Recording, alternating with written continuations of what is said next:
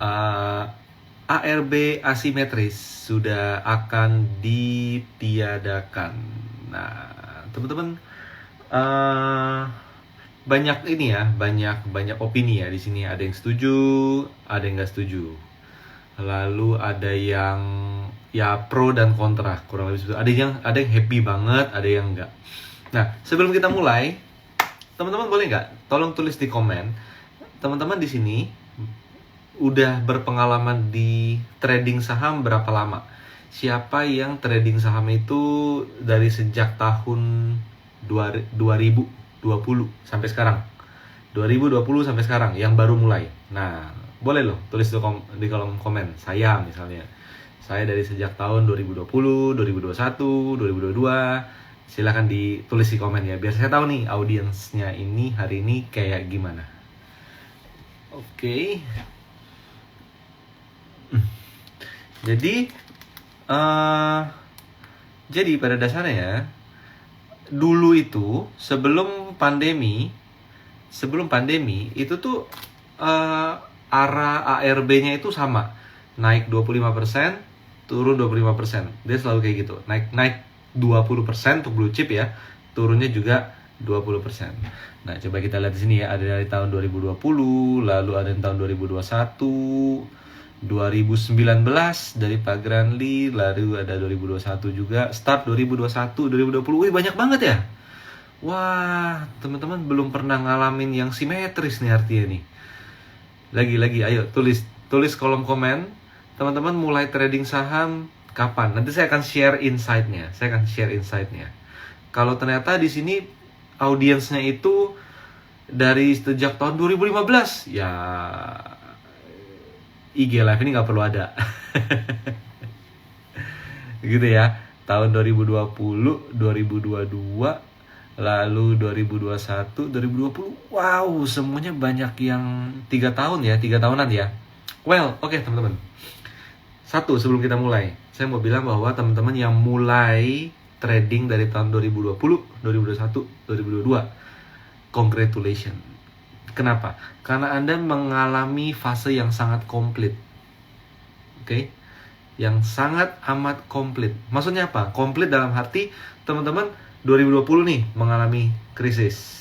Atau mungkin teman-teman baru masuk tuh di pertengahan tahun 2020 lagi bullish. Bullishnya itu benar-benar mantep banget. Anda akan banyak mempelajari hal-hal yang Anda perlu pelajari di pasar modal. Contohnya adalah saham rally nggak boleh ditradingin.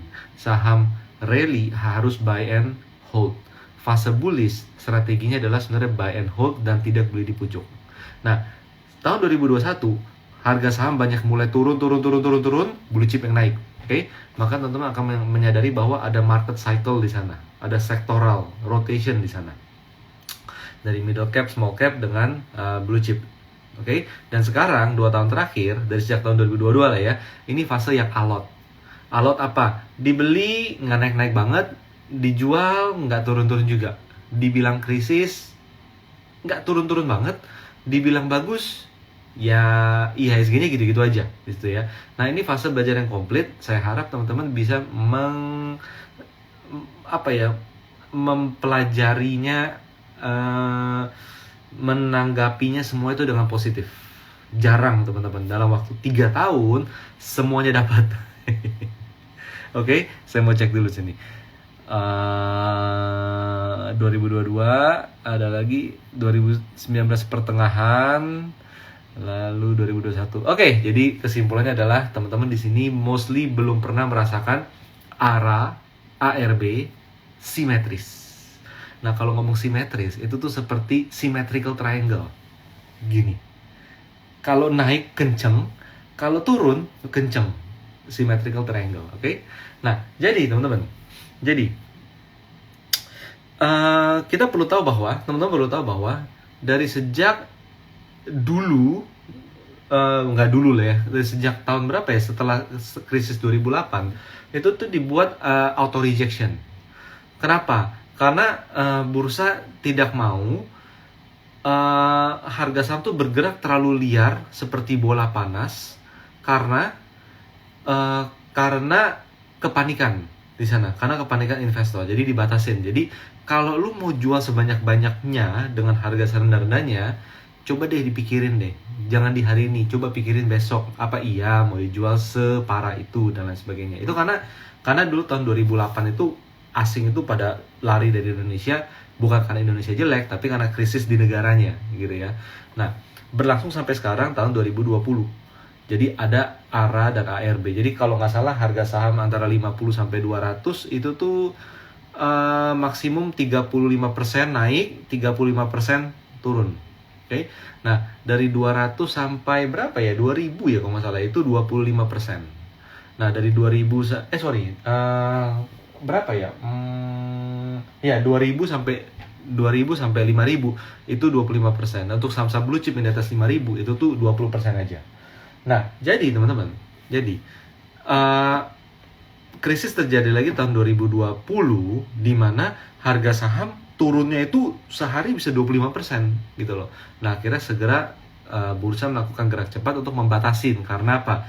Untuk menjaga biar istilahnya pasar modal kita nggak panik gitu loh. Karena dengan dibatasin penurunan harganya, kita jadi punya waktu. Misalnya ARB pagi-pagi, kita punya waktu berpikir, ini gimana ya untuk besok ya, saya itu harus tetap jual atau saya ternyata mendingan daripada saya jual, mendingan saya nampung di bawah lagi, misalnya seperti itu. Nah, itu biar kepala kita lebih dingin lah, istilahnya seperti itu.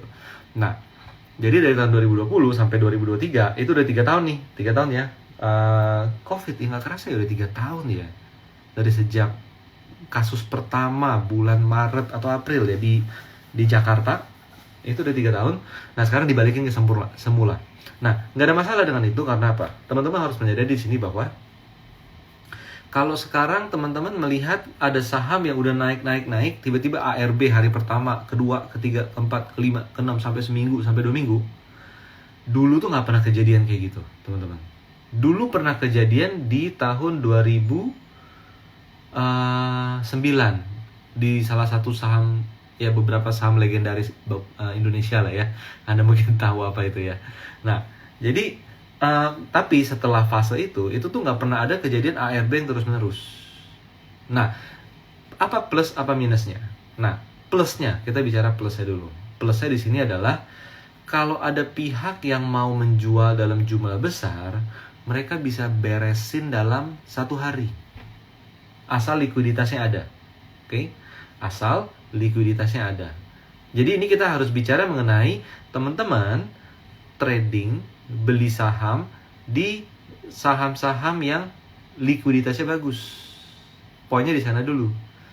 Jadi mau ARB simetris asimetris, kalau teman-teman beli saham yang likuiditasnya tipis dalam jumlah yang agak banyak, itu pun udah salah. Kayak gitu ya. Nah, jadi kita bicara mengenai kita membeli saham yang likuiditasnya bagus.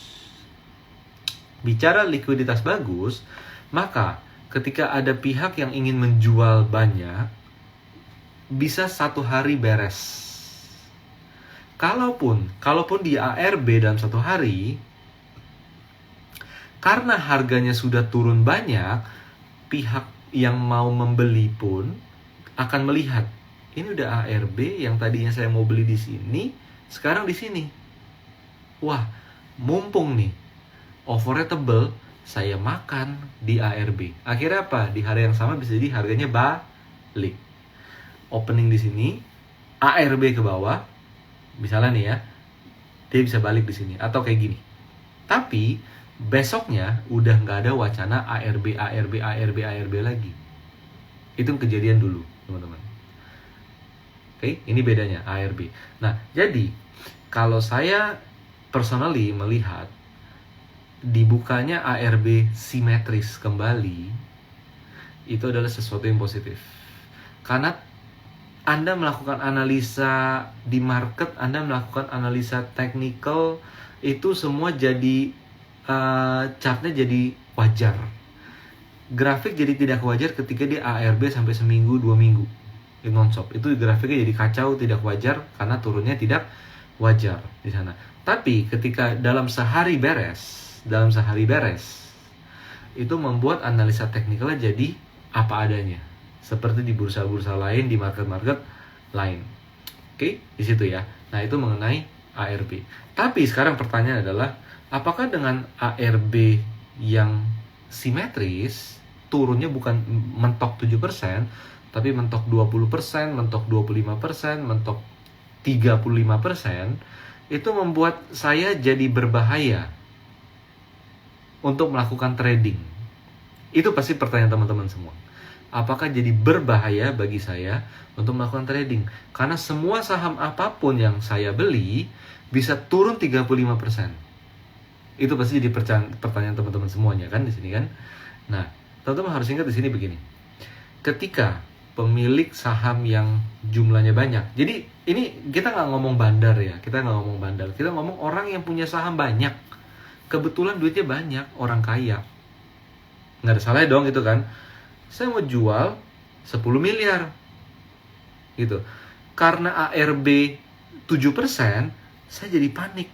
Daripada saya nggak kejual 1 miliar pun, saya buang aja langsung ke market. Oke? Tapi ketika dia menghadapi kondisi di mana ARB-nya itu 35%, 20%, seperti ini, ketika dia mau menjual dalam jumlah besar, tunggu. Dia bandar dong. No, individu atau institusi yang memang mau buang barang, gitu teman-teman ya. Oke, nah bayangin dia mau buang barang, mau jual barang, profit taking ataupun cut loss dalam jumlah besar. Kalau dia itu melihat tidak ada ancaman ARB 7%, di mana apa? Di mana saya mau jual mentok 8% juga masih bisa, gitu ya. Nah, apa yang terjadi dengan psikologis dia? Yang terjadi dengan psikologis dia adalah, ya udah saya jual santai aja. Saya jual santai, minus 1% ya saya jual, minus 2% saya jual, minus 5% saya jual, totonya harganya mulai rebound nih. Gitu loh. Mulai rebound dikit, tinggal minus 3%, saya jual lagi, saya jual lagi, saya jual lagi. Teman-teman ingat, di market itu selalu ada pembeli dan penjual. Jadi nggak ada hanya satu pihak penjual doang. Biasanya selalu ada dua, teman-teman. Di market itu selalu seperti itu. Market mekanisme itu selalu seperti itu. Nah, ketika dia tidak menghadapi ancaman ARB, ketika dia tidak mengalami ancaman ARB, pertama, gua rugi 20% dari harga sekarang. Ini ya, dari harga 100 jual ke 80. Saya nggak ada masalah. Kenapa? Modal saya misal 50. Kayak gitu.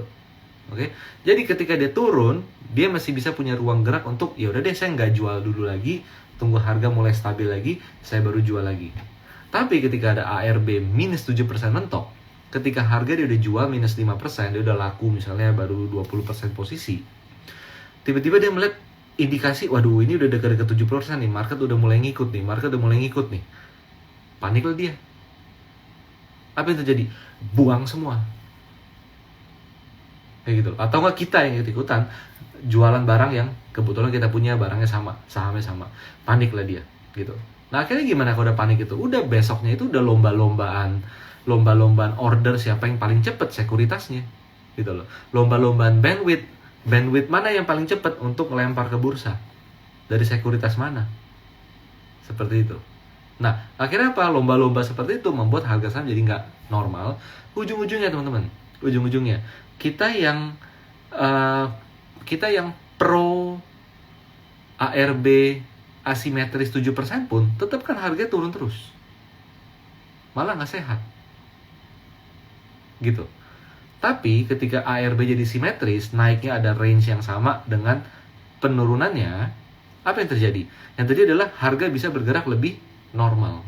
Ketika harga bergerak normal, likuiditas tetap normal, maka pada dasarnya nggak akan terjadi yang seperti itu. Gitu ya. Jadi itu dia. Jadi yang pertama adalah nih ya, saya coba summarize dulu sedikit. Yang pertama adalah, kalau orang mau buang barang cukup banyak, sehari mungkin bisa beres. Yang kedua apa? Psikologis jual itu jadi lebih tenang. Mungkin teman-teman belum ngerasain ini gitu ya. Teman-teman ngerasain, wah dibuka 7% jadi bahaya. Enggak, lebih tenang. Kenapa? Nggak panik. Intinya kan jangan bikin yang pemain gede panik. Ya kan? Kita retail panik mah nggak ada artinya gitu loh. Tapi pemain gede nggak boleh bikin panik. nggak boleh dibikin tidak punya pilihan. Ingat, ketika orang dibikin tidak punya pilihan, dia akan lebih agresif. Setuju? Itu nomor 2. Oke, nomor 3 apa? Kok saya lupa ya nomor 3 apa ya? Apa ya? Ada loh saya mau ngomongin nomor 3 apa loh. Kok jadi lupa sih? Nomor 3. Nanti deh. Lupa. Tiba-tiba gitu. Nanti ya. Oke. Nomor 3. Aduh, kok jadi lupa nih. Itu nomor 3 ini paling penting malah. Nomor 3 ini paling penting. Kok saya lupa ya? Udah ingat loh. Udah ingat banget tadi. Nomor 1, lebih cepat beres. Nomor 2, psikologis lebih stabil. Nomor 3, lupa. Nanti, oke? Itu dia ya mengenai ARB simetris. Bahwa apa? Bahwa dari sudut pandang, jadi teman-teman akan melihat nih, teman-teman melihat atau bahkan ada yang sedikit mengejek mungkin ya, bahwa lu takut aja lu sama ARB dibuka jadi simetris, payah lu dulu juga simetris kok. Ya saya nggak gitu ya, tapi pada dasarnya kita harus tahu bahwa ini pengalaman pertama untuk teman-teman yang memulai di pasar modal dari sejak zaman pandemi tahun 2020 ke sini. Maka ini mungkin adalah sesuatu yang tidak menenangkan gitu ya. Tapi pada dasarnya pengalaman dari saya pribadi, ARB simetris yang turun bisa sama besar dengan naik, itu lebih banyak bagusnya daripada jeleknya, teman-teman. Kayak gitu, lebih banyak bagusnya daripada jeleknya. Kenapa? Likuiditas dan range pergerakan harga jadi wajar, teman-teman. Jadi wajar. Oke, ini pertanyaan penting nih, satu dari Pak Zulkaromin. ARB simetris pernah berjilid-jilid nggak? Saya angkatan corona. Pernah dulu tahun 2008 ketika ada 1-2 saham yang diguyur market karena repo, karena margin call. Nah, langsung saya ingat. Thank you Pak atas pertanyaannya. Saya langsung ingat poin nomor 3 apa. Oke, nomor 1. Sebentar. Saya harus ingat dulu nih. Oke, nomor 1 adalah kalau ada yang mau buang banyak, ini ya, positif dari ARB simetris adalah 1, kalau ada pihak pemilik saham yang besar jumlahnya mau buang barang, cepat kelar. Mungkin sehari beres. Oke? Sehari beres. Yang kedua adalah likuiditas yang lebih wajar membuat orang tidak panik selling. Oke? Tidak panik selling.